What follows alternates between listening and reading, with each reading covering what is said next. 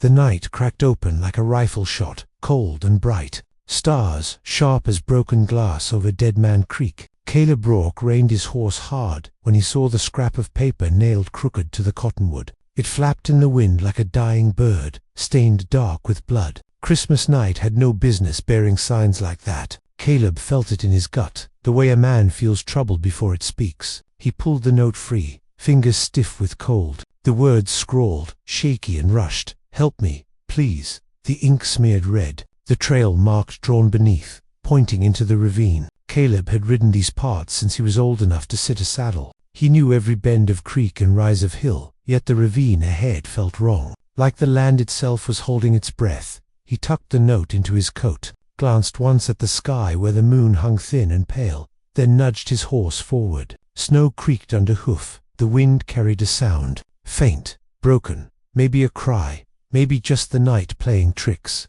He thought of the empty cabin waiting for him, of a cold supper and a colder Christmas, then turned his back on it all. The trail dropped steep, rocks slick with ice. Caleb slid from the saddle and led the horse, hand on the reins, the other on his revolver. Shadows crowded close, juniper and scrub, twisted like watching faces. His breath smoked heavy, each step careful. He spotted blood on the snow, dark splashes leading deeper, fresh enough to glisten. His jaw set, no outlaw sign here, no boot prints running hard, just a staggered path, like someone hurt bad and trying not to die. The wind moaned low through the ravine. He found her near the creek bend, collapsed against a fallen log, hair pale as winter straw, face gray beneath the moonlight. Blood soaked the front of her coat. She lifted her head when he approached, eyes wide with fear and stubborn fire. Her lips moved. No sound came at first, then a whisper, "Please." The word cracked him harder than any bullet. Caleb knelt, shrugging off his coat to press against the wound, his hands steady though his heart wasn't. Christmas night, he thought, what devil leaves a woman bleeding in the snow on Christmas night? Caleb worked quick, cutting cloth, binding tight, the way his ma had taught him back when wounds were a fact of frontier living. The woman gasped but didn't scream, tough as rawhide. She watched him with a mix of fear and hope. "I saw the note," he said low, voice rough from cold. "You did right." She nodded weak, murmured something about riders, about shadows moving fast. Then her eyes fluttered. Caleb cursed under his breath, scooped her up, feeling how light she was. To light, he staggered but held firm. A man didn't leave another soul to freeze, not if he could help it. Getting her onto the horse near broke him, but Caleb managed, settling her careful, mounting behind, arms around her to keep her upright. The ride back felt longer than the ride out. The wind cut harder, snow thickened. He kept talking to her, nonsense mostly, stories of warm fires and coffee strong enough to wake the dead, anything to keep her eyes open. She answered now and then, names slipping out. Anna. It sounded like a promise, like trouble. Lights finally showed, the glow from his cabin window, a beacon in the dark. Relief hit him so hard his knees shook. He got her inside, laid her near the fire, stoked it high. The cabin filled with warmth and the smell of pine. He cleaned the wound better now, jaw clenched against what he saw. It had been meant to kill, meant to silence. Anna caught his wrist, eyes sharp despite the pain. "They'll come," she whispered. Caleb met her gaze, steady as stone. "Then they'll find me waiting." Outside, the wind howled and snow piled up against the door. Inside, firelight flickered over to lives tangled by chance and blood. Caleb fed the flames, poured water, checked her breathing. Christmas bells rang faint in his memory. From some town miles away, he didn't know what dawn would bring, only that a bloodied note had changed the course of his quiet life, and that some choices, once made, could never be set down. Not even when the night finally passed. Dawn came slow and mean, grey light bleeding through the frost-filmed window. Caleb had not slept. He sat in the chair with his rifle across his knees, eyes burning from smoke and worry. Anna lay on the cot, breathing shallow but steady, the bandage dark yet no longer spreading. That alone felt like a small mercy. Outside the storm had eased, but the cold dug deeper, the kind that creaked wood and made a man feel his bones were hollow. Caleb fed the fire again, listening. Every sound carried weight now. Every snap of timber felt like a footstep. Anna stirred as the light grew. Her eyes found him at once, sharp despite the pain. "You stayed," she said, voiced thin. Caleb nodded, poured her a little water, helped her drink. Didn't seem right to leave, not after the note. Her mouth twitched, half a smile, half a wince. I didn't think anyone would come. Not on Christmas, he shrugged. Trouble don't keep calendars. She studied him, like she was weighing the truth of that, then turned her gaze to the ceiling. Riders came through my place 2 nights back, she said. They weren't drunk, weren't loud. That scared me more than anything. Caleb leaned forward, elbows on knees, listening hard. Anna told it in pieces, stopping to breathe. 3 men, faces hidden by asking questions about land deeds and a survey map her husband had kept. Her husband who had died last spring, thrown from a horse, or so she had been told. Caleb felt a tightening in his chest. He had known the man. Elias Moore, quiet, kept to himself, owned land near the old Silver Trace. When she said they shot her after tearing the cabin apart, Caleb's jaw set. Then why the note? He asked. She swallowed, said she had crawled to the ravine. New riders would circle the road, hoped someone would see it. Hoofbeats came faint through the morning, distant but real. Both of them froze. Caleb moved fast, helped Anna sit, then hid her behind the stacked wood and grain sacks, pulled a blanket over her. Stay quiet, he whispered, took his rifle, slipped to the window. 3 riders appeared out of the haze, moving slow, careful, like men who expected trouble. Caleb knew the type, not boys playing outlaw. These were professionals. 1 rider split off, circling wide. Caleb cursed. The cabin was a trap if they rushed it, but running wasn't an option with Anna hurt. He set his jaw and waited. The knock came hard. Wood rattling. Open up. A voice called, friendly enough to fool a fool. Caleb didn't answer. He fired through the door. The shot punched a hole and a scream answered it. Chaos followed. Horses reared, men shouting, lead tearing through wood. Caleb fired again through the window. Saw 1 rider fall. The others scattered, using the cottonwoods for cover. Bullets thudded into the cabin walls. Splinters flew. Anna bit down on the blanket to keep from crying out. Caleb moved like the fights he'd survived had taught him.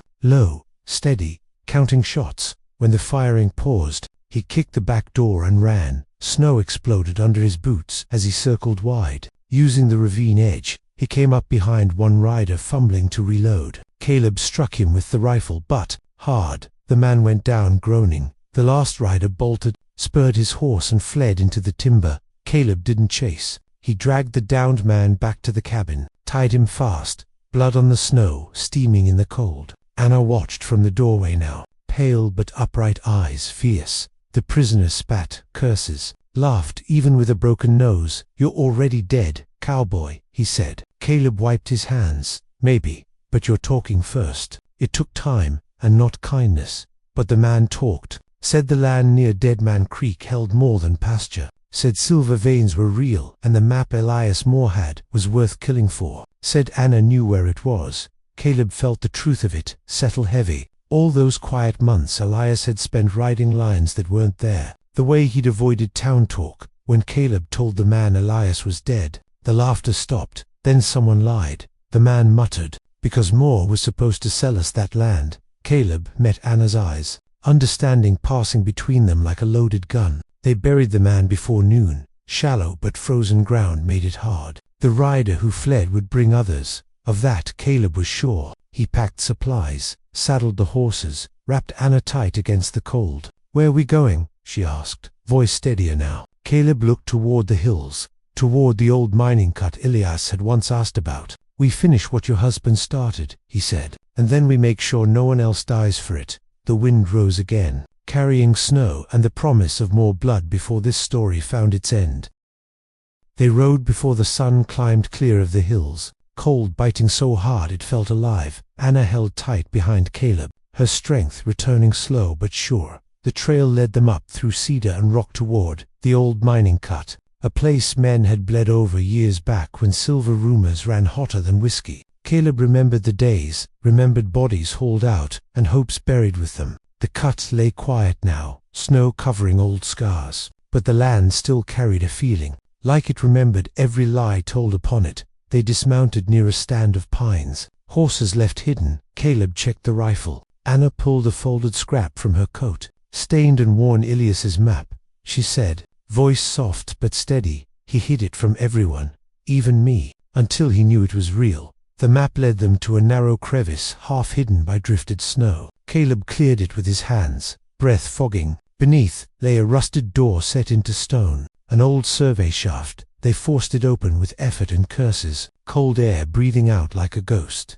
Inside the shaft sloped down, timbers groaning but holding. They lit a lantern and moved careful. Anna leaned heavy on Caleb, but never complained. At the bottom they found it, silver veins gleaming faint even in low light, proof enough to damn them both. Anna touched the wall, tears freezing on her lashes. Elias died for this, she whispered. Caleb shook his head. Maybe, or maybe he died because men wanted it without paying. The truth didn't change the danger. Hoofbeats echoed above before they reached the surface. Too many to count. Caleb blew out a slow breath, told Anna to stay low. He climbed out, rifle ready. The riders came in a line across the ridge. 6 this time. The man who had fled among them, his gaze hard when it found Caleb. No talk now, no lies, just gunfire tearing the still air. Caleb fired from cover, dropping one, then another, but numbers told their own story. Lead-chipped stone, splintered pine. Pain flared as a bullet grazed his arm.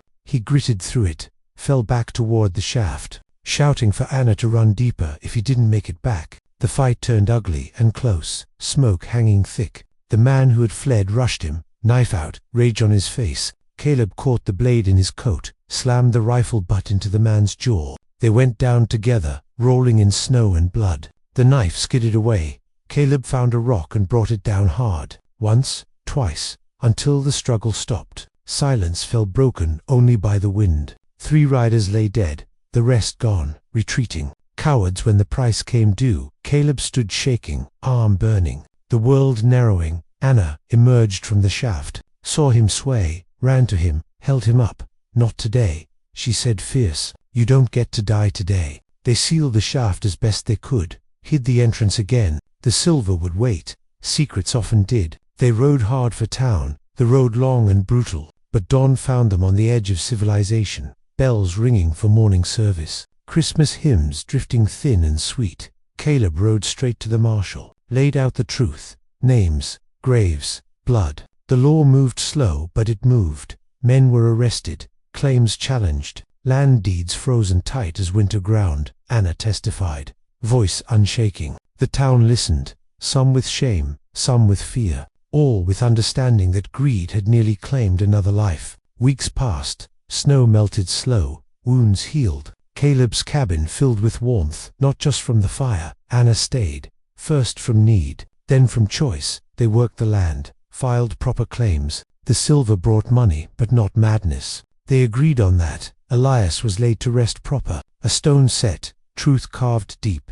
Caleb stood hat in hand, feeling the weight of what had been and what might be. Anna took his hand after, squeezed once. Nothing needed saying. Spring came green and bright, the land changing as it always did. The past settling into memory. One evening by the fire, Anna unfolded the bloodied note, edges curled. She smiled, sad and strong. This saved my life, she said. Caleb nodded. But it changed mine, he answered. They burned it together. Watched the paper curl and vanish, ashes rising like prayers. Some things were meant to end, so others could begin. On the next Christmas night, snow fell gentle, stars bright but kind. Caleb stood outside the cabin, Anna beside him, laughter and light spilling through the door behind them. The world still held danger, still held greed, but it also held choice, and that was enough. Somewhere far off, a coyote called, the sound lonely and wild. Caleb slipped an arm around Anna, feeling the steady beat of her heart, and knew that whatever came next, he would meet it standing, as he always had, but never alone again.